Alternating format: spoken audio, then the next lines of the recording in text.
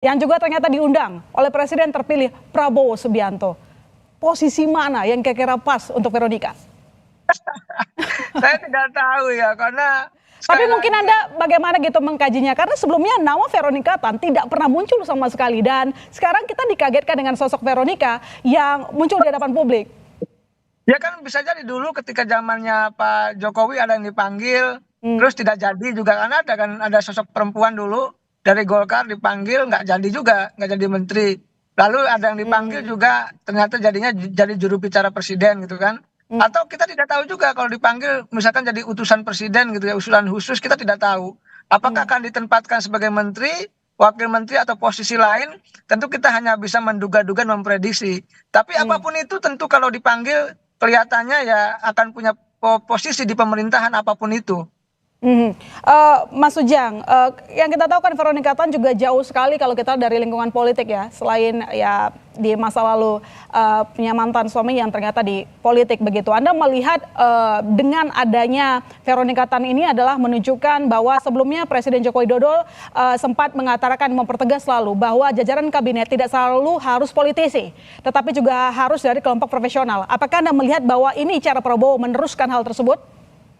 Ya mungkin bisa jadi gitu ya. Tetapi kan kita harus lihat juga apa yang menjadi kepakaran, Oke. apa yang menjadi keahlian peronikatan itu juga harus menjadi perhatian kita bersama gitu. Jangan sampai membentuk zakon kabinet tetapi tidak ahli, tidak pakar. Oleh karena itu ya tadi Pak Prabowo yang tahu ya, yang tahu persis menilai dengan timnya soal peronikatan tersebut.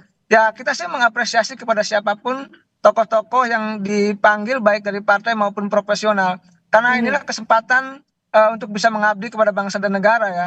Itu harus dilakukan dengan sebaik-baiknya. Kembali lagi Oke. soal nanti apakah posisinya di mana, ya kita kembalikan kepada Pak Prabowo sebagai tadi bagian untuk membentuk formulasi kabinet yang zakon kabinet.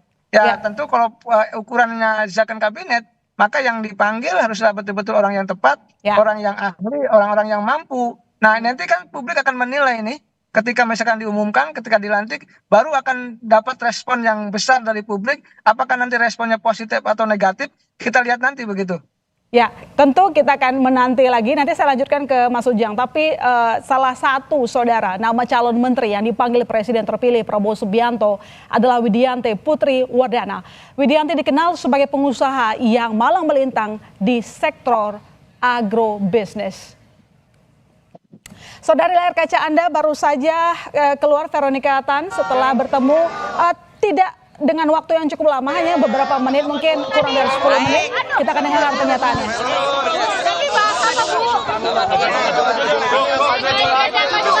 Enggak, saya baru dipanggil.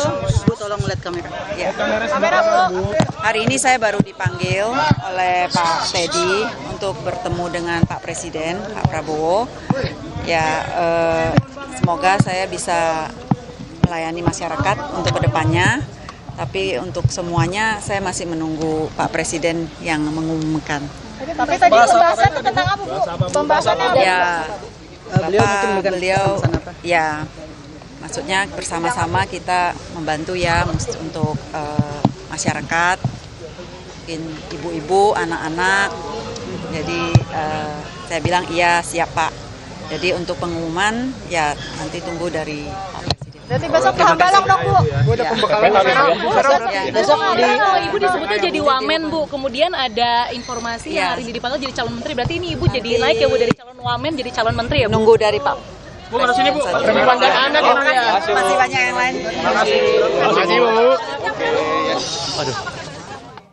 Ya, itu dia tadi pernyataan dari Veronica Tan yang mengatakan bahwa siap melayani. Wah, ini tampaknya sudah ada sinyal yang makin kencang, Mas Ujang, bahwa tampaknya terkonfirmasi akan ikut bergabung gitu ya. Karena dia bilang bahwa siap melayani, apalagi kalau bukan sudah terpilih. Silahkan.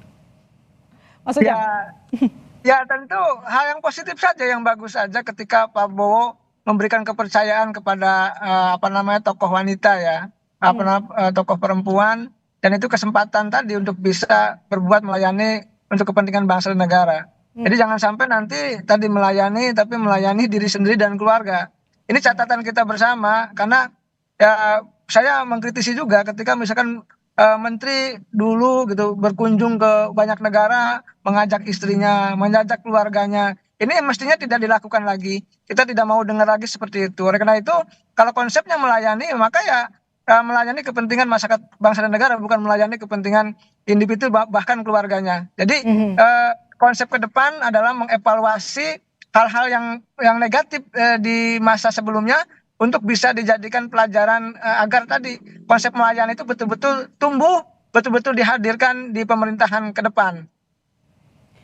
Ya, artinya Mas, apakah kira-kira Prabowo Subianto berani melakukan sebuah gerakan seperti yang dilakukan oleh, bukan berani sih ya, maksudnya akankah mengambil sikap yang sama seperti yang pernah dilakukan oleh Jokowi, menempatkan orang non-parpol menjadi posisi menteri? Karena tadi kita dengar ya bahwa dia tidak bisa menjawab apakah ditawarkan menjadi menteri atau wakil menteri. Ya pasti ya, harus berani. Kalau menteri-menteri itu diisi oleh orang parpol-parpol semua, ya tentu ada konflik of interest. Kalau saya banyak ya senior-senior yang jadi menteri itu, kalau ada kegiatan partai harus setor gitu, harus nyumbang. Itu pasti kan apa namanya dana kementerian, dana APBN, dan itu kan sudah dilarang oleh Pak Prabowo. Nah dalam konteks itu ya sebenarnya kalau dari profesional harus prioritas, harus diutamakan.